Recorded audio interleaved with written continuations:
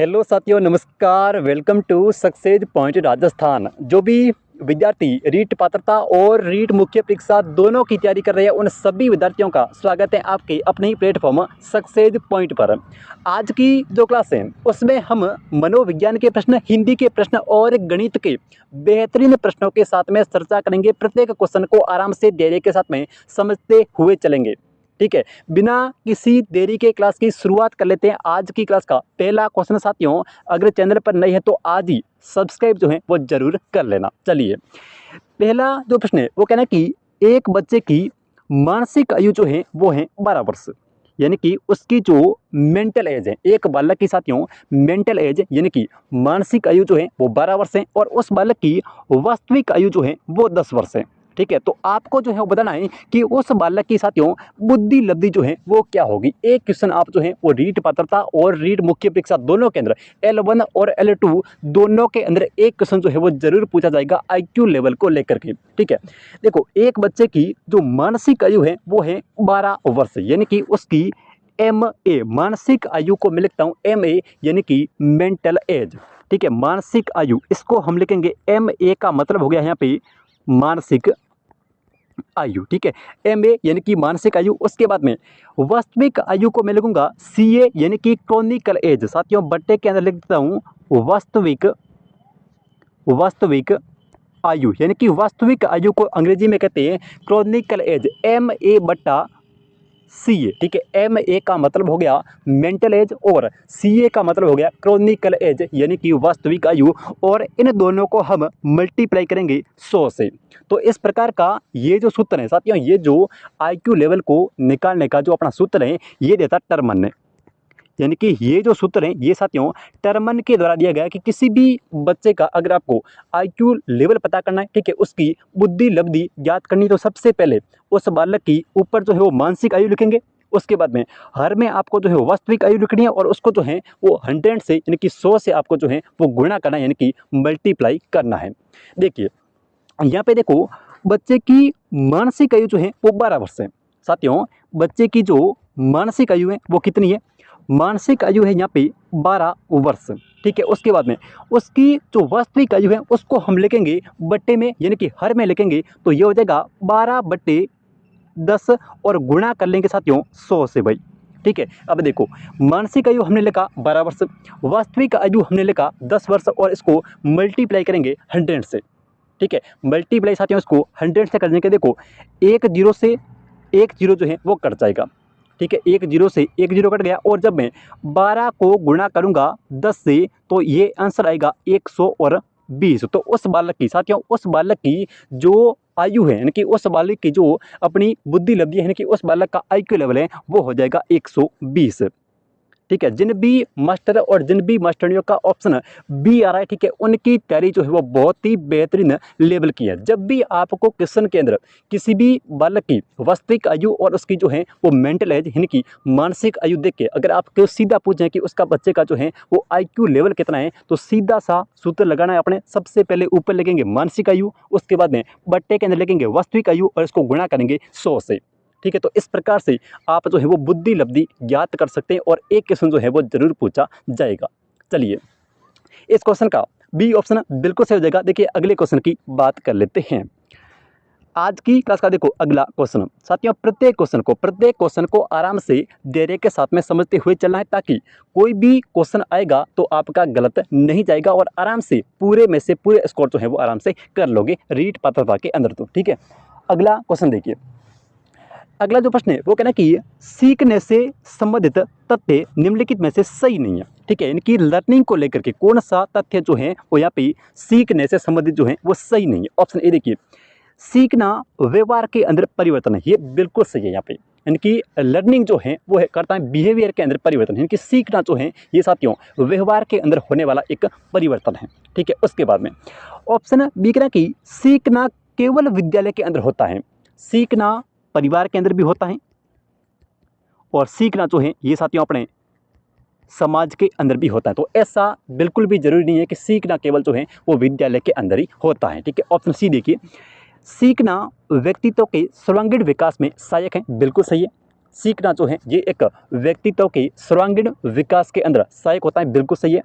Option D कह रहा कि सीखना एक सार्वभौमिक प्रक्रिया है, यानी कि सीखना यानी कि कोई भी विषय वस्तु को अगर आपको सीखना है तो आप जो है वो कहीं पर भी बैठ करके सीख सकते हैं। समाज में सीख सकते हैं, परिवार के अंदर भी सीख सकते हैं और विद्यालय के अंदर भी सीख सकते हैं। तो सीखना यानी कि लर्निंग जो है ये एक सार्वभौमिक प्रक्रिया है। ठीक है, तो यहाँ पे देखो सीखना केवल विद्यालय के अंदर होता है, तो ये आपका जो है वो यहाँ पे गलत हो जाएगा सीखने को लेकर के, क्योंकि सीखना जो है वो केवल और केवल विद्यालय के अंदर होता है, ऐसा बिल्कुल भी जरूरी नहीं है। सीखना परिवार के अंदर भी, सीखना समाज के अंदर भी, कहीं पर भी जा रहे हैं और कुछ भी चीज़ जो हम सीख रहे हैं, ठीक है, लर्निंग कर रहे हैं, तो सीखना जो है वो कहीं पर भी हो सकता है। ठीक है, तो इस क्वेश्चन का जिन भी मास्टर और जिन भी मास्टरनियों का बिल्कुल ऑप्शन बी है, उनकी तैयारी जो है वो बहुत ही बेहतरीन और खतरनाक लेवल की है। चलिए अगला क्वेश्चन। हाँ जी, अगला जो प्रश्न है वो कहना कि सीखना व्यवहार में उत्तरोत्तर समझने की प्रक्रिया है, ये कथन किसका है, या फिर सीखने को लेकर के ये जो परिभाषा है ये किसके द्वारा दी गई है। बहुत ही अच्छा क्वेश्चन है और कई बार आपके थर्ड ग्रेड 2012 के अंदर भी ये पूछा गया प्रश्न है। ठीक है, सीखना व्यवहार के अंदर उत्तरोत्तर समझने की प्रक्रिया है। मैंने आपको कहा था कि उत्तरोत्तर समझने, देखो साथियों, उत्तरोत्तर समझने यानी कि मैंने आपको कहा था कि स से हो जाएगा समझस्य, स से क्या हो जाएगा, स से हो जाएगा समझस्य, और स से याद रखना स्किनर, स से यानी कि स्किनर यानी कि स्किनर। तो देखो जिस भी परिभाषा में, जिस परिभाषा में ये समझस्य शब्द आएगा, जिस परिभाषा के अंदर साथियों ये समझस्य शब्द आएगा, तो स से हो जाएगा समझस्य और स से हो जाएगा स्किनर यानी कि स्किनर। तो ये जो परिभाषाएं ये हो जाएगी किसकी, ये अपने हो जाएगी स्किनर की। जिन भी मास्टर और जिन भी मास्टरनियों का ऑप्शन यहाँ पे 2 नंबर आ रहा है, ठीक है, बी आ रहा है, उनका बिल्कुल यहाँ पे से हो जाएगा साथियों। सीखना व्यवहार के अंदर उत्तरोत्तर समझस्य की प्रक्रिया, यानी कि स से समझस्य और स से स्किनर, स से समझस्य और स से स्किनर, ऐसे याद रखना। तो बी ऑप्शन यानी कि सीखना व्यवहार के अंदर उत्तरोत्तर समझस्य की प्रक्रिया है, ये कहा था स्किनर ने। ठीक है, तो इस क्वेश्चन का बी ऑप्शन बिल्कुल यहाँ पे सही हो जाएगा। चलिए अगले क्वेश्चन की बात कर लेते हैं। चलो अगला क्वेश्चन देखिए साथियों। अगला जो प्रश्न है वो कहना है कि अधिगम, देखो सामाजिक अधिगम प्रारंभ होता है या फिर आरंभ होता है, यानी कि सामाजिक अधिगम जो है ये किस प्रकार से प्रारंभ होता है। ठीक है, ऑप्शन ए देखिए भाई, अलगाव से होता है क्या, ठीक है, भीड़ से होता है, संपर्क से, या फिर दृश्य श्रव्य सामग्री। साथियों देखो अगर हम यहाँ पे सामाजिक अधिगम की बात करें तो ये सिर्फ और सिर्फ संपर्क में आने से स्टार्ट होता है। ठीक है, तो इस क्वेश्चन का मुझे नहीं लगता कि किसी का आंसर जो है वो गलत आया होगा। साथियों सामाजिक अधिगम की अगर मैं बात करूँ, ठीक है, सोशल अगर लर्निंग की बात करूँ तो ये स्टार्ट होता है हमेशा संपर्क में आने से, यानी कि कॉन्टैक्ट के अंदर आने से। तो इस क्वेश्चन का आपका जो है वो सी ऑप्शन बिल्कुल यहाँ पे से हो जाएगा, संपर्क में आने से। ठीक है, चलिए अगले क्वेश्चन की बात कर लेते हैं साथियों। इस क्लास की कंप्लीट पीडीएफ जो है वो आपको टेलीग्राम के ऊपर मिल जाएगी, और आपको लास्ट में कमेंट करके बताना है कि आपके कितने क्वेश्चन जो हैं वो सही होते हैं। ठीक है, अगला क्वेश्चन देखिए। अगला जो प्रश्न है वो कहना है कि निम्नलिखित में से कौन सा विशिष्ट अधिगम विकलांगता का एक उदाहरण है। ठीक है, विशिष्ट अधिगम विकलांगता का ऑप्शन ए देखिए मानसिक मंदता, option B dyslexia, option B करेंगे dyslexia, option C attention deficit hyper disorder, और ऑप्शन डी करें कि ऑटिज्म। इनमें से कौन सा जो है वो एक विशिष्ट अधिगम विकलांगता का उदाहरण है। अच्छा सुने, इनमें से कौन सा जो है वो एक विशिष्ट अधिगम विकलांगता का उदाहरण है। बिल्कुल साथियों, इसमें से जो विशिष्ट विकलांगता का उदाहरण है वो है अपना डिसलेक्सिया। ठीक है, कौन सा भाई, डिसलेक्सिया जो है ये साथियों एक विशिष्ट विकलांगता का उदाहरण है। अब देखिए जिस बच्चे को डिसलेक्सिया है, ठीक है, जिस बच्चे को डिसलेक्सिया है वो हमेशा शब्दों को उल्टा पढ़ेगा।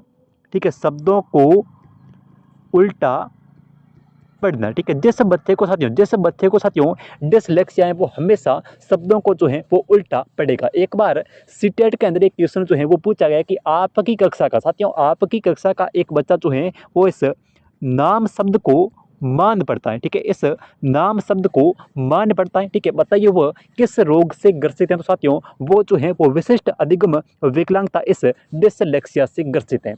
ठीक है। जिस बच्चे को डिसलेक्सिया है वो हमेशा शब्दों को उल्टा पढ़ेगा। अगर आप बोर्ड के ऊपर डी लिखोगे तो बच्चा जो है उसको सी पढ़ेगा, और अगर आप सी लिखेंगे तो बच्चा जो है उसको डी पढ़ेगा। यानी कि इस प्रकार से शब्दों को उल्टा पढ़ना, शर्ट के जो बटन है, ठीक है, उसको बंद नहीं कर पाना, शर्ट के जो बटन है उसको बंद नहीं कर पाना, और पेंसिल को सही ढंग से पकड़ नहीं पाना। साथियों, पेंसिल को सही ढंग से पकड़ नहीं पाना, ये सभी जो विशेषताएं हैं ये है अपने डिसलेक्सिया की। ठीक है, अब देखो एक गणितीय विकार और आता है और उसका नाम है डिसकैलकुलिया।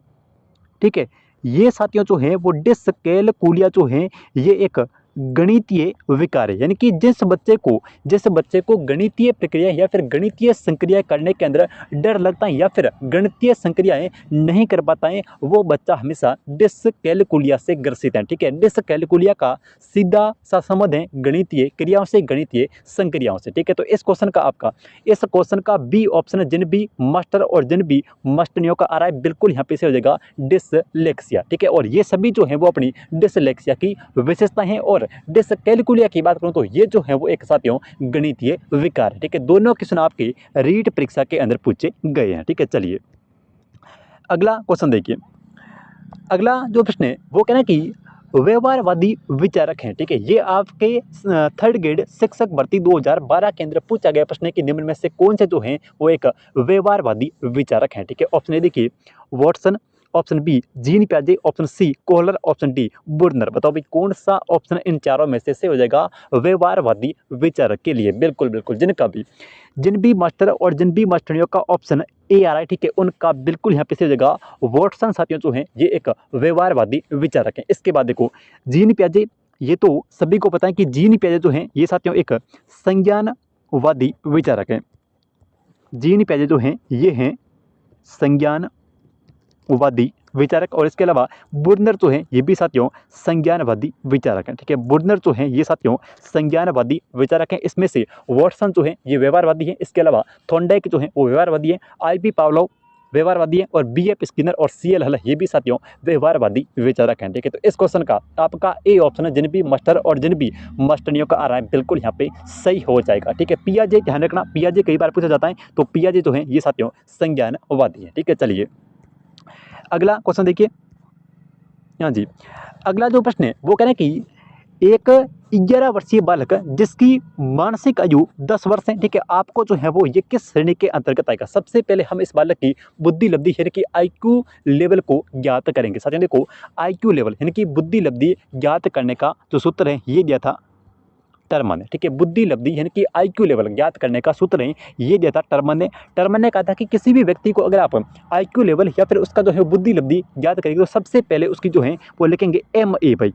ठीक है, MA का मतलब हो गया उसकी मानसिक आयु। क्या लिखेंगे सबसे पहले ऊपर लिखेंगे मानसिक आयु, उसके बाद में बट्टे में हम लिख देंगे वास्तविक आयु। साथियों बट्टे में क्या लिखेंगे भाई वास्तविक आयु लिख देंगे। ठीक है, ये क्वेश्चन आपकी रीट के अंदर पूछा जाएगा और 100% पूछा जाएगा। ठीक है, ऊपर लिखेंगे मानसिक आयु यानी कि MA मेंटल एज, उसके बाद में बट्टे में लिखेंगे CA यानी कि क्रोनिकल एज। CA का मतलब हो गया क्रोनिकल एज, और इसको जो है वो मल्टीप्लाई करेंगे 100 से। ठीक है, इसको जो है वो साथियों 100 से मल्टीप्लाई करेंगे। अब देखिए एक बालक है 11 वर्ष का, तो 11 वर्ष जो है ये इसकी एक वास्तविक आयु है, और 10 वर्ष जो है ये साथियों इसकी मानसिक आयु है। तो सबसे पहले हम जो है वो इस 10 को यहाँ पे ऊपर लगेंगे, उसके बाद में यहाँ पे जो है वो नीचे बट्टे में इसकी 11 वर्ष वास्तविक आयु लगेंगे, और इसको जो है वो 100 से मल्टीप्लाई कर देंगे। जब मैं देखो 11 का भाग 100 के अंदर जाएगा नहीं, 100 के अंदर जाएगा नहीं, तो 10 को जब मैं 100 से गुणा करूँगा तो ये हो जाएगा 1000। ठीक है, 1000 हो गया, और 1000 के अंदर जब हम 11 का भाग देंगे, सबसे पहले 100 के अंदर 11 का भाग दिया तो ये गया कितनी बार, ये अपना जाएगा 9 बार भाग गया। ठीक है, 9 बार भाग गया तो आ गया 99 यानी कि 11 90 99, तो आपका 99 आ गया। ठीक है, एक बच गया, तो एक के पास में जब मैं 0 लेता हूं तो 10 के अंदर भी 11 का भाग नहीं जा रहा है, इसके लिए यहाँ पे एक 0 और उतारूंगा, तो यहाँ पे यहाँ पे जो भागफल है इसके अंदर साथियों एक जीरो जो है, एक शून्य जो है वो और ऐड हो जाएगा। तो यहाँ पे देखो 90 से आगे जो संख्या आएगी ये पॉइंट के अंदर आएगी, लेकिन हमें सिर्फ इतना पता है कि जब 90 आ गया साथियों, जब 90 आ गया तो जिन बालकों का बुद्धि लब्धि स्तर 90 से लेकर के 110 के मध्य होता है, ये हमेशा साथियों औसत या फिर सामान्य की श्रेणी के अंतर्गत आते हैं। ठीक है, जिन बच्चों का IQ लेवल 90 से 110 के मध्य होता है वो बच्चे जो हैं वो सामान्य या फिर औसत श्रेणी के अंतर्गत आते हैं। तो इस क्वेश्चन का आपका ऑप्शन डी जिन भी विद्यार्थियों का आ रहा है उनका बिल्कुल यहाँ पे से हो जाएगा औसत बुद्धि या फिर सामान्य बुद्धि, क्योंकि 90 से लेकर के 110 के बीच में जिन बालक और बालिकाओं की आयु आती है वो जो है वो औसत बुद्धि यानी कि एक सामान्य बुद्धि के अंतर्गत इनको जो है वो गिना जाता है। तो इस क्वेश्चन का डी ऑप्शन बिल्कुल यहाँ पे से हो जाएगा औसत बुद्धि। ठीक है, चलिए अगले क्वेश्चन की बात कर लेते हैं। और आज की क्लास का अपना अगला क्वेश्चन भाई, अगला जो प्रश्न है वो साथियों कह रहा है कि 0 से 25 बुद्धि लब्धि वाले को कहते हैं। ये क्वेश्चन आपका कई बार जो है वो पूछा भी गया है और आपके 3rd ग्रेड शिक्षक भर्ती 2012 के अंदर भी पूछा गया है कि जिन बालकों की बुद्धि लब्धि स्तर 0 से लेकर के 25 के बीच में है वो होंगे हमेशा जड़ बालक है, यानी कि जड़ बुद्धि बालक। ठीक है, तो इस क्वेश्चन का आपका सी ऑप्शन है, यानी कि 3 नंबर का जिनका भी आ रहा है उनका बिल्कुल यहाँ पे से हो जाएगा जिन बालकों की बुद्धि लब्धि 0 से लेकर के 25 के बीच में वो आएंगे जड़ बुद्धि बालक। ठीक है, तो इस क्वेश्चन का सी ऑप्शन जो है वो बिल्कुल यहाँ पे सही हो जाएगा। चलिए अगले क्वेश्चन की बात कर लेते हैं। आज की क्लास का देखो अगला क्वेश्चन, अगला जो प्रश्न है वो कहना है कि यह औसत बुद्धि लब्धि का घोतक है। कौन सा इसमें से जो है वो औसत बुद्धि लब्धि का घोतक है, यानी कि कौन से ऐसे बालक हैं जो औसत बुद्धि, तो औसत जो बुद्धि होती है ये होती है 90 से लेकर के 110 के बीच में। साथियों 90 से लेकर के 110 के बीच में जिन बालक बालिकाओं की बुद्धि 90 और 110 के बीच में होती है वो होते हैं औसत या फिर सामान्य। ठीक है, वो औसत या फिर सामान्य की कैटेगरी के अंतर्गत आते हैं। देखो एक तो आपसे पूछा जाता है कि जड़ बुद्धि या फिर जिन बालकों का बुद्धि लब्धि 70 से भी कम होता है। ठीक है, जिन बालकों का बुद्धि लब्धि 70 से भी कम होता है वो आते हैं जड़ बुद्धि के अंतर्गत, और जिन बालकों का बुद्धि लब्धि स्तर 140 प्लस होता है, यानी कि 140 से ऊपर होता है, ये साथियों प्रतिभाशाली के अंतर्गत आते हैं। ठीक है, जिन बालकों का बुद्धि लब्धि स्तर 140 से अधिक है वो आएंगे प्रतिभाशाली के अंदर, और जिन बालकों का बुद्धि लब्धि स्तर 90 से 110 के बीच में वो आते हैं सामान्य या फिर औसत, और जिन बालकों का बुद्धि लब्धि स्तर 70 से भी कम है वो आएंगे जड़ बुद्धि। यहाँ पे आपसे पूछे औसत का तो हो जाएगा 91 से 111, या फिर इसको पढ़ते हैं 90 से लेकर के 110 के मध्य। तो इस क्वेश्चन का जिन भी विद्यार्थियों का ऑप्शन यहाँ पे 3 नंबर आ रहा है उनका बिल्कुल यहाँ पे से हो जाएगा 90 से लेकर के 110 के मध्य जो बालक होते हैं उनका जो बुद्धि लब्धि IQ लेवल जो होता है वो होता है हमेशा औसत या फिर सामान्य। अगला प्रश्न देखिए, अगला जो प्रश्न है ये कहना कि बुद्धि के बहुकारक सिद्धांत के प्रतिपादक कौन है। साथियों बुद्धि का जो बहुकारक सिद्धांत है इसके प्रतिपादक कौन है। तो हमने जब बुद्धि के बहुकारक सिद्धांत की बात की उस समय मैंने आपको कहा था कि बहु किसकी है, बहु है थॉर्नडाइक की। ठीक है, थॉर्नडाइक की क्या है, थॉर्नडाइक की साथियों जो है वो बहु है, और कहाँ पर खड़ी है तो ये खड़ी है टीले पर खड़ी है। साथियों थॉर्नडाइक की बहु जो है वो कहाँ पर खड़ी है भाई, टीले पर क्या है खड़ी है। तो यहाँ पे देखिए थॉर्नडाइक की बहु यानी कि थॉर्नडाइक और बहु से हो जाएगा बहुकारक बुद्धि का सिद्धांत। साथियों थॉर्नडाइक की बहु यानी कि बहु से हो जाएगा बहुकारक बुद्धि का सिद्धांत, और यहाँ पे टीले पर खड़ी है यानी कि इसको बालू के टीले का सिद्धांत भी कहते हैं। यानी कि थॉर्नडाइक का जो बहुकारक बुद्धि का सिद्धांत है इसको जो है वो टीले का सिद्धांत भी कहते हैं। तो यहाँ पे आपका कौन सा ऑप्शन, बी ऑप्शन बिल्कुल यहाँ पे से हो जाएगा बुद्धि का जो बहुकारक सिद्धांत है। ठीक है, ये दिया था किसने, थॉर्नडाइक ने, और इस सिद्धांत को साथियों टीले का सिद्धांत भी कहते हैं। तो इस क्वेश्चन का बी ऑप्शन यानी कि थॉर्नडाइक जो है वो जिन भी विद्यार्थियों का आ रहा है उनका बिल्कुल यहाँ पे सही हो जाएगा। चलिए अगले क्वेश्चन की बात कर लेते हैं।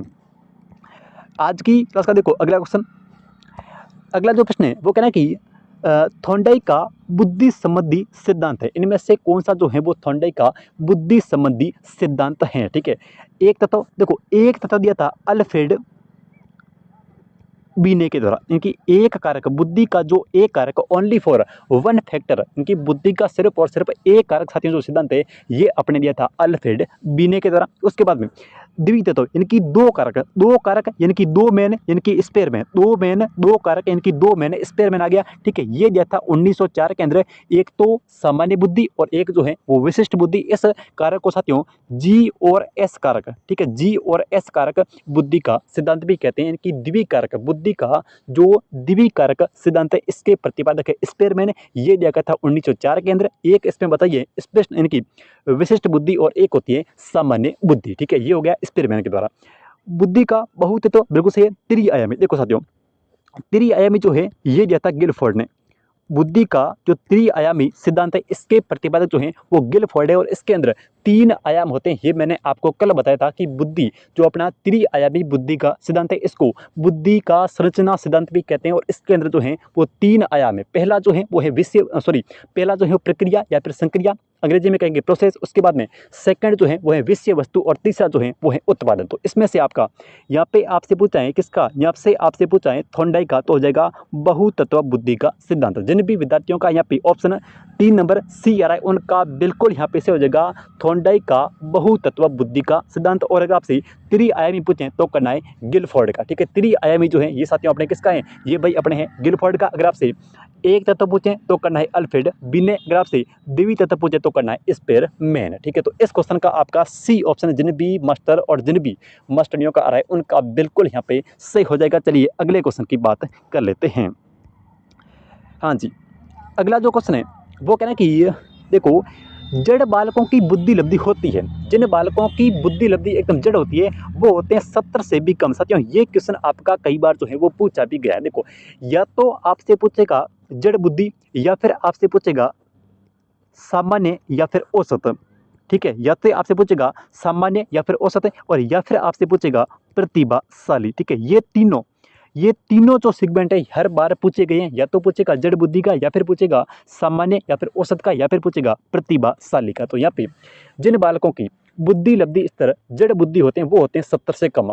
ऐसे बालक जो जड़ बुद्धि होते हैं उनका जो IQ लेवल है ये साथियों 70 से भी कम होता है। उसके बाद में औसत या फिर सामान्य जो है ये आएंगे 90 से लेकर के 110 के बीच में। जिन बालक और जिन बालिकाओं की बुद्धि लब्धि यानी कि IQ लेवल जो है वो 90 से लेकर के 110 के मध्य है वो आएंगे औसत या फिर सामान्य। उसके बाद में जिन भी बालक और जिन भी बालिकाओं का बुद्धि लब्धि स्तर प्रतिभाशाली है ये साथियों 140 या फिर